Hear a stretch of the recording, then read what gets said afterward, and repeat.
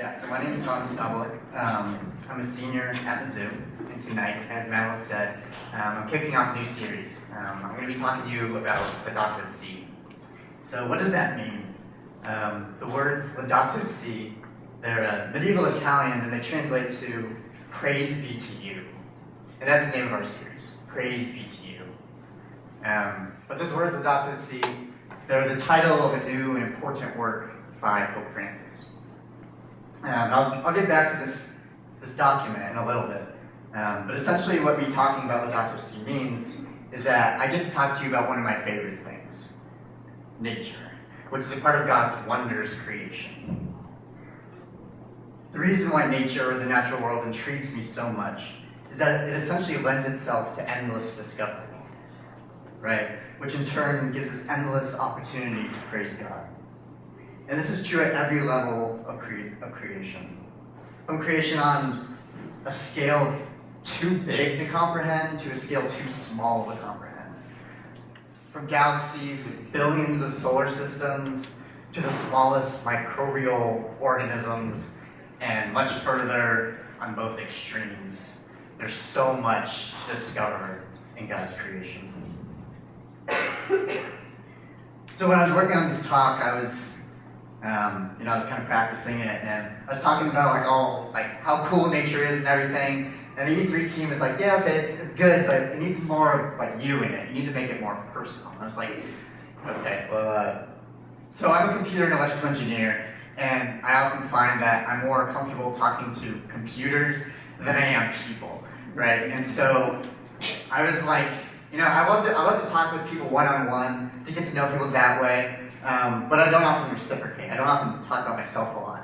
And I knew that if I didn't do that a lot one-on-one, how was I going to get up here and do that in front of you all? But after talking with a few awesome people, I realized that I can share myself by sharing my love for nature. And so if I had my way, I would have us all get up and go outside and find some nature and just check it out together. It's a little dark though, so instead I'm going to share some of my experience discovering nature, and I'm going to do that through some pictures. So bear with me real quick here. So this summer I had an internship in California, and so I drove out there, and I kind of went a roundabout way. I went up through Wyoming. And I stopped at the Grand Teton National Park. And this is one of the first things I saw this summer that really struck me, just kind of with awe. And so I was just driving, out there, and I love mountains so much. So much. I don't know what it is about them. But I think of that line. Some of you might know it from the beginning of the Lord of the Rings, where it's deep in the misty mountains. What's deep in the misty mountains? I want to know. And so that's what I think of when I see mountains. And there's so much there. There's so much to discover. There's so much color and beauty and life just in there, and it's amazing. So after I left, I drove around the Grand Tetons. And I went to Yellowstone, and I visited my friend Kurt there. And some of you know him. He was working in Yellowstone this summer. Is there a better place to work? That's amazing. And anyways, he took me to this spot in Yellowstone National Park. He's like, Thomas, check this out. Isn't this amazing? And I was like, yeah, it's a field and with water. Yeah, it's pretty cool. And I didn't really get it at first, but I think eventually I kind of figured it out. What he saw in it. As far as you can see in this picture, there's just beauty. There's just nature. There's mountains over here and hills and it's full of life. You don't see it, but life is just teeming in there. There's ecosystems and everything. It's incredible. And there's just so much beauty in that, right? And a large part of that is because it's God's creation, right? You're not looking at man's creation. We didn't make this. This is entirely God's work. So later in Yellowstone, we were in a parking lot somewhere, and this moose, just kind of came walking through, like you do. And he walked over to the edge, I just kind of looked over, and I was like, wow. Like, God's creation is like observing God's creation. Isn't that cool? Like, we do it, and they do it, and we're all part of God's creation, and we all think it's magnificent. So later in the summer, I traveled to a few places in California. One of them was Redwoods, the Redwoods National Park, National Forest. And I went on a hike through there. And this is another thing that struck me. Right, so I love mountains, I also love trees. And I had never seen trees this big. Some of you might have been to like the big tree around here, and it's a pretty big tree. Some of these trees are like wider around, like bigger diameter, bigger circumference, but these are like massively taller. And it's just like, you can't get like a whole tree in a photo, it's impossible to try. And so you can see my friend I was hiking with here as like a little bit of scale, and it's just amazing. Oh, cheers. We kept hiking. We went through the woods, out, and we just like it opened. Like the forest just like stops, and you come out on the beach and see this. I also love the ocean, and so I want to see a raise of hands. How many of you in your lifetime remember a point at which you like stood at the edge of the ocean and just looked at it? Yeah? Good. A lot of you have. If you have not, you need that experience. It is incredible. Obviously, we're like probably one of the places on Earth that is farthest from any ocean, which sucks because the ocean's awesome. Anyway, you can look, and as far as you can see, it's just creation. And the sky meets the ocean, and it seems to go on forever, and it's incredible. So we went back into the forest, and I saw this, and you're like, yeah, it's a staircase, what about it? This also reminds me of something out of the Lord of the Rings. You can't tell, I'm a pretty big Lord of the Rings fan. But right, it's like ancient, and there's this growth, like this old growth, just like overtaking man's creation. God's creation is resilient, and it's like overtaking man's creation. Just shows some of the power there. So later on in the summer, I went to, earlier in the summer, went to Lake Tahoe, and I hiked up a mountain there. And like any other good millennial, took a selfie with the lake in the background, like you would. And so this is Lake Tahoe, and it's awesome. It's big, very big. It's huge. I also took this picture here. My water bottle. Some of you have seen these bottles around. There's a Como Newman water bottle, and it was just a little piece of home that I kept with me pretty much all summer. I took it with me everywhere over the summer. Just a little bit of home, because I think it's important to remember where you come from, and so that's cool. So finally, like the last place we went in California was Yosemite National Park, and I went on this long hike, like this all-day hike. Hiked up Half Dome, if any of you have heard of that. It's a lot of work, but it's awesome. One of the first things that you see along this hike is this waterfall.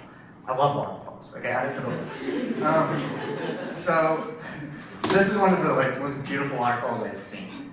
It's just tremendous. And you hike up kind of along the side of it, and then you look over, and this is what it looks from the top.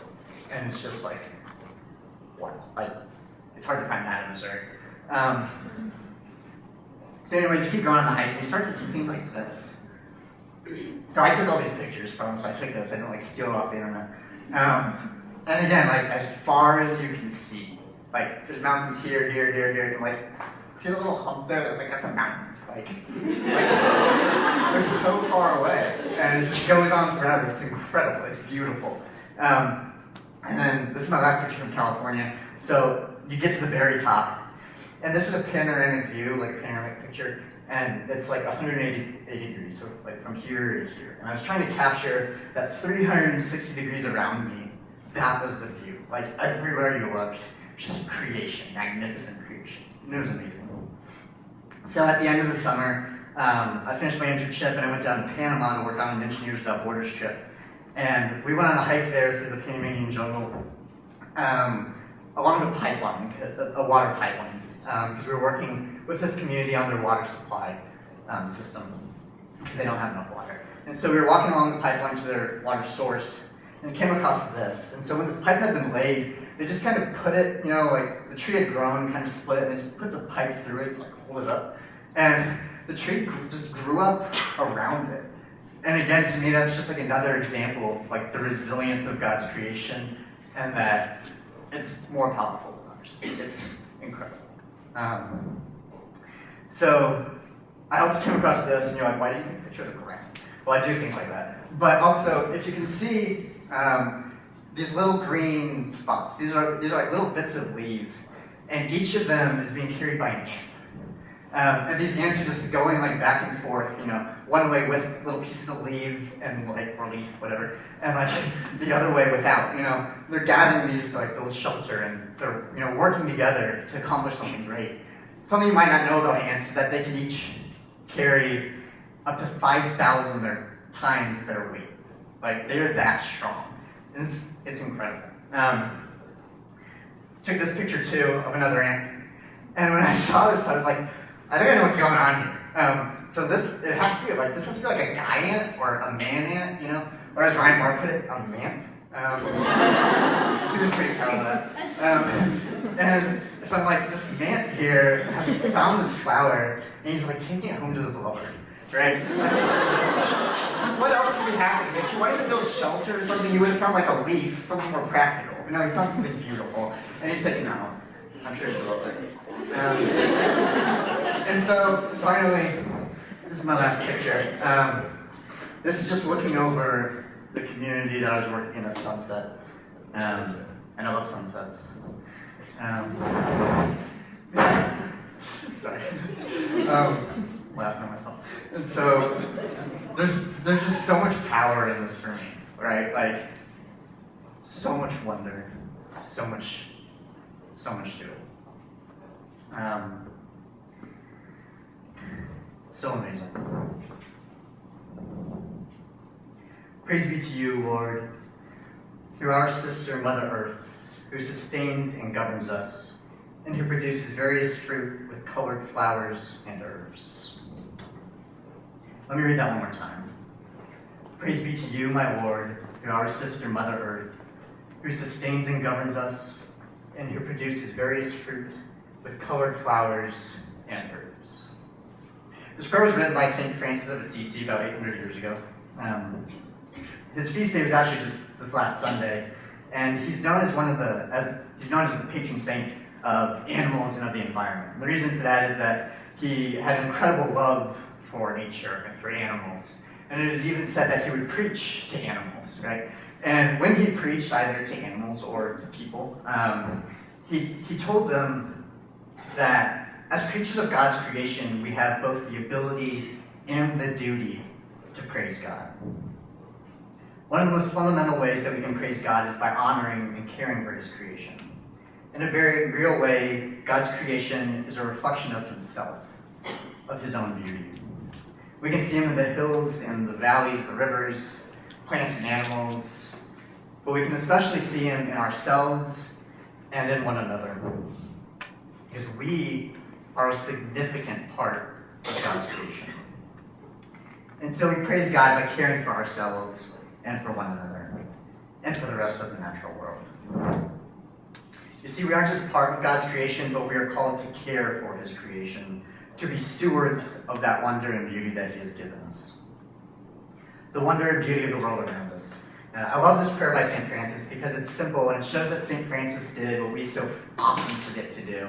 He took the time to observe even like the most seemingly insignificant and the smallest pieces of our world.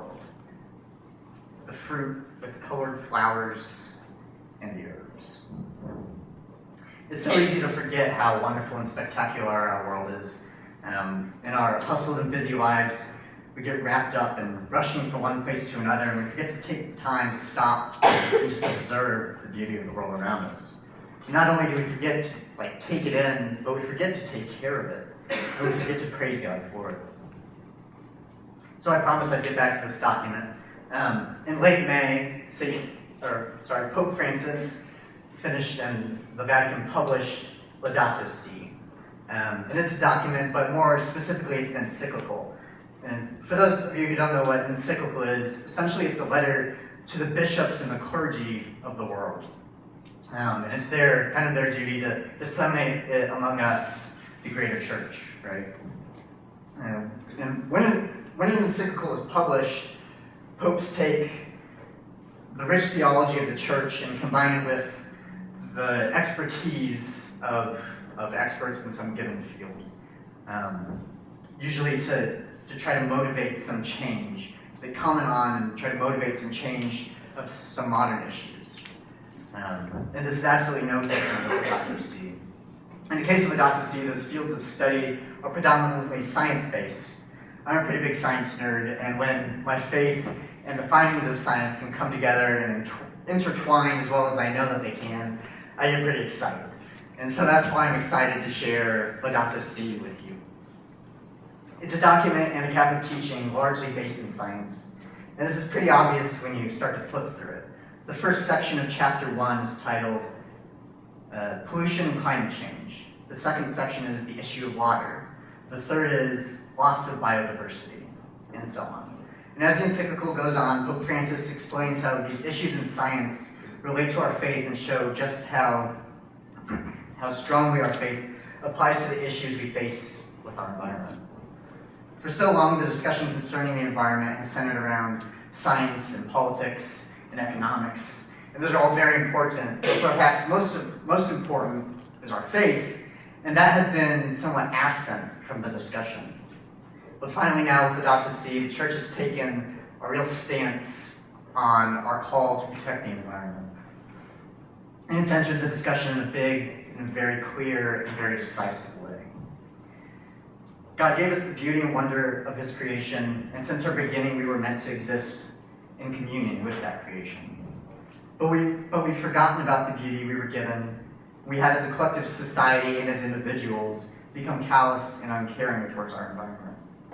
This callousness so often turns into disrespect and ultimately self-centeredness. We use our world inappropriately.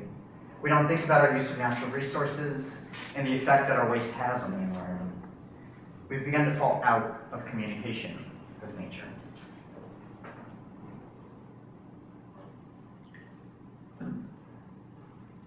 Pope Benedict XVI put it well when he said, the misuse of creation begins where we ourselves have the final word, where everything is simply our property and we use it for ourselves alone.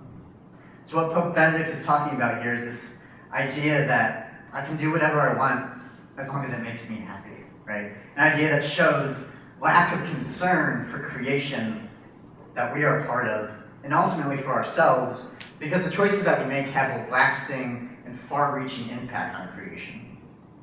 And if we make the wrong choices, we hurt ourselves and we hurt others. Pope Francis talks about this in Laudato Si, and he focuses specifically on what he calls a culture of extreme consumerism, in which people are unable to resist the things that companies try to sell us. They try to push on us. And our Christian teaching tells us that we grow through moderation and through the capacity to be happy with little, but we easily get caught up in this cycle of needless spending and buying, and we give little thought or no thought to the environmental impacts and the impact that those choices have on creation. And it's because of this thought process, not just in consumerism, but in many areas of our lives, where we prioritize our own wants above consideration for creation, that we can cause incredible harm to our world.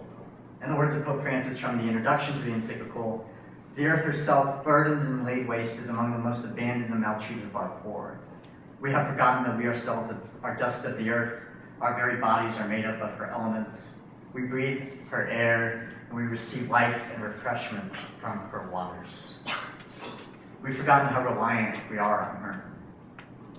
So maybe you can understand now how our society has an impact on the deterioration of creation, but you still might be asking yourself, why does it really matter? So I'm going to try to answer that question for you. You'll have to bear with me for a moment. I want you to imagine that you're part of some humanitarian group, some humanitarian organization. Maybe it's like Mizzou Alternative Breaks or Habitat for Humanity, something like that. And you're building a house for a homeless guy, a guy that's in need of a home. And so you spend many hours and you pour your love and your effort and your hard work into this house until it's finally done, right? And you present it to him, and he moves in. He's so thankful for it. He's got like windows and a door and a bathroom and running water. All things he didn't have before. And he recognizes that love that you've given him, the beauty in that gift. He's so thankful. But his life goes on, and he gets busy. He's doing things, and he starts to forget that beauty in that gift. He starts to forget the love of that gift. And he sees now this home as just a house. It has to be maintained. And he tells himself that he doesn't have enough time to maintain it, or he just lacks the motivation to do the simple things needed to maintain it, right? And slowly it falls into the ruin. It falls into an unlivable state, and so he has to move out. And later you drive by and see that the house has been condemned much earlier than it never should have been. And you find out that it's because simply the simple reason is that it wasn't maintained as it should have been, right? You poured so much love into this, but it wasn't looked back. Wouldn't you be hurt by that just a little bit, or maybe a lot, right? You put so much of yourself into this, and it was laid waste. It went to ruin. By that choice to neglect your gift, this guy he's acted against you, but he's also acted against himself, right? He's lost his place to live. So let's extend that analogy to a family. Let's say you built a house for a family, and they moved in, the parents made the choice to not maintain it.